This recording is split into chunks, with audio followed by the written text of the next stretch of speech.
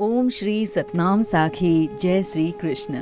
परम श्रद्धेय सद्गुरु स्वामी शांति प्रकाश जी महाराज के सत्संग प्रवचनों का संकलन सत्संग वर्खा भाग 4 प्रवचन 4। गुरु महाराज ने अपने प्रवचन में कहा, आज शनिवार का पावन दिन है। आज हमारे सतगुरु स्वामी टेऊराम जी महाराज के जन्म का दिन है। उनकी कृपा से किसी भी प्रेम प्रकाशी को शनि का ग्रह नहीं सताएगा और ये पावन दिन सबके कार्य सिद्ध करेगा। एक बार गुरु गोरखनाथ और गुरु नानक देव जी दोनों आपस में मिले। गुरु गोरखनाथ गुरु नानक देव जी से बोले, भगवान ने ये जगत क्यों पैदा किया है? अकेला बैठकर मौज करता। गुरु नानक देव जी ने कहा, जेते कीता तेता नाम। जितना जगत परमात्मा ने बनाया उतना अपना नाम जपाने, अपना नाम रोशन करने के लिए बनाया। जैसे माता पिता पुत्र संतान चाहते हैं अपने कुल का नाम रोशन करने के लिए, ऐसे ही हम भी परमात्मा की संतान हैं। परमात्मा हमसे ये उम्मीद करते हैं कि हम उनके नाम का जप करके उनका नाम रोशन करें।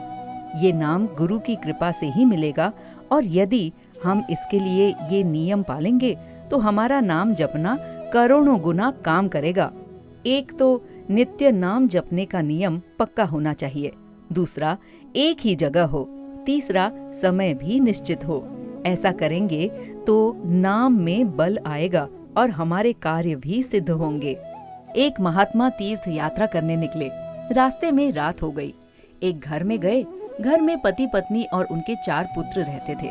उन्होंने महात्मा को भोजन करने का आग्रह किया। महात्मा ने सोचा, बैठकर नहीं पर मेहनत करके खाना चाहिए। महात्मा ने सत्संग का आयोजन करने की आज्ञा दी। सत्संग आयोजित हुआ। महात्मा ने सत्संग किया और फिर भोजन पाया।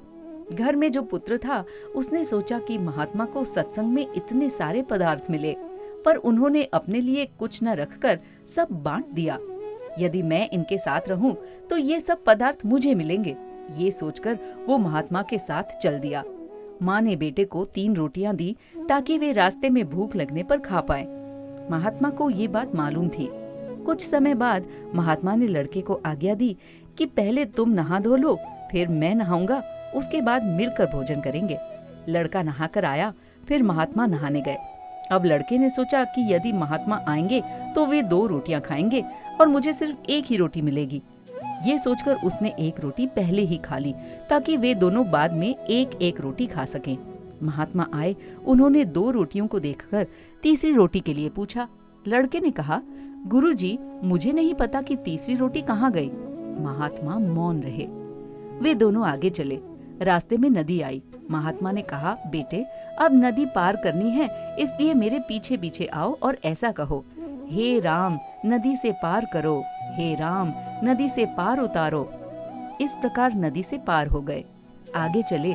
महात्मा ने लड़के से कहा, जिस राम ने तुझे इस नदी से पार किया, तुम्हें उस राम की कसम है, बताओ वो तीसरी रोटी किसने खाई? लड़के ने कहा, गुरुजी, आपकी कसम खाता हूँ, मुझे मालूम नहीं। फिर वो दोनों आगे चले। दूसरी बार सामने आग थी और उससे पार होना था। तब लड़का कहता है, गुरुजी, आग। महात्मा ने कहा, बेटे घबराओ नहीं, मेरे पीछे आओ और ऐसा कहो, हे राम, मुझे आग से बचाओ, हे राम, मुझे आग से बचाओ। भगवत कृपा से वे दोनों आग से भी पार हो गए। अब महात्मा ने कहा, जिस राम ने तुझे इस नदी से पार किया है, तुम्हें आग से बचाया है, तुम्हें उस राम की कसम, बताओ वो तीसरी रोटी किसने खाई? लड़के ने कहा, गुरुजी, आपके नूर की कसम खाता हूँ, तीसरी रोटी किसने खाई मुझे मालूम नहीं। महात्मा ने सोचा कि ये ऐसे नहीं सुधरेगा, चलो आगे चलें। आगे एक जंगल में एक शेर था। उसे देखकर लड़का डर गया। कहता है, गुरुजी, गुरुजी, वो देखो सामने शेर। महात्मा ने कहा, बेटे घबराओ नहीं, मेरे पीछे आओ और ऐसा कहो, हे राम, मुझे इस शेर से बचाओ, हे राम, मुझे इस शेर से बचाओ। ऐसा कहकर दोनों बच गए। फिर महात्मा ने उस लड़के को राम की कसम देकर पूछा, अब सच सच बताओ, वो तीसरी रोटी किसने खाई? लड़के ने सोचा कि संत को तो वो रोटी भूलती ही नहीं है। फिर उसने कहा, गुरुजी, आपके सिर की कसम खाता हूँ, तीसरी रोटी किसने खाई मुझे मालूम नहीं। महात्मा ने कहा, ये लड़का तो निठर है। दोनों आगे चले और एक जगह बैठे। महात्मा ने लड़के से कहा, बेटे, वो सामने पत्थर इकट्ठे करो। लड़का डरने लगा, सोचा कि गुरु बड़ा करामती है, पता नहीं इन पत्थरों से क्या करेगा। उसने डरते हुए आज्ञा पाकर पत्थर इकट्ठे किए। महात्मा ने कहा, इसके 3 भाग करो। फिर कहा, अब ऐसा कहो, हे राम इन पत्थरों को स्वर्ण करो, हे राम इन पत्थरों को स्वर्ण करो। लड़के के ऐसा कहते ही पत्थर स्वर्ण के हो गए।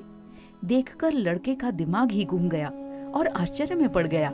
महात्मा से पूछा, इसका क्या करेंगे?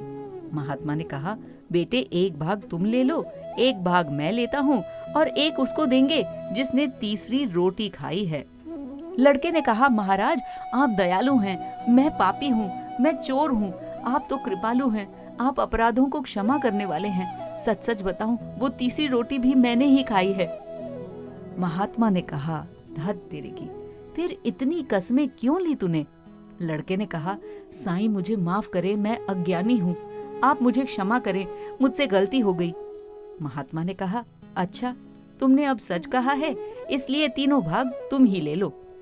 महात्मा का ऐसा सुनकर लड़का खुश होता हुआ और उसे एक गठरी में बांधकर अपने घर आया।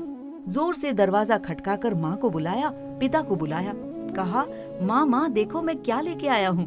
उन्होंने कहा, क्या है? उसने कहा, देखो मैं इतना सोना लेकर आया हूँ। जब गठरी खोलकर दिखाई तो वही पत्थर के पत्थर। लड़का देखकर दंग रह गया, कहने लगा, गुरुजी ने तो मुझे सोना दिया था, लेकिन ये क्या, वही पत्थर?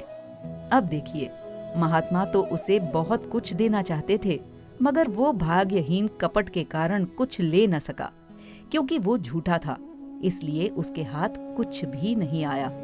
इसलिए आप गुरु से अंत तक तोड़ निभाओ, उनसे मुख ना मोड़ो। गुरु की सेवा में कपट मत करो, सरल बनो। घर बदला जा सकता है, कपड़े, दुकान, जूते आदि बदले जा सकते हैं, लेकिन गुरु मत बदलो। उनके नाम में निष्ठा रखो। निष्ठा वाले को ही सब कुछ प्राप्त होता है। बगैर श्रद्धा और निष्ठा के पूरी की पूरी कमाई व्यर्थ हो जाएगी। इसलिए गुरु मंत्र खूब जपो और उनके वचनों पर विश्वास रखोगे तो तुम्हारा कल्याण अवश्य होगा। बोलो सतगुरुदेव भगवान की जय।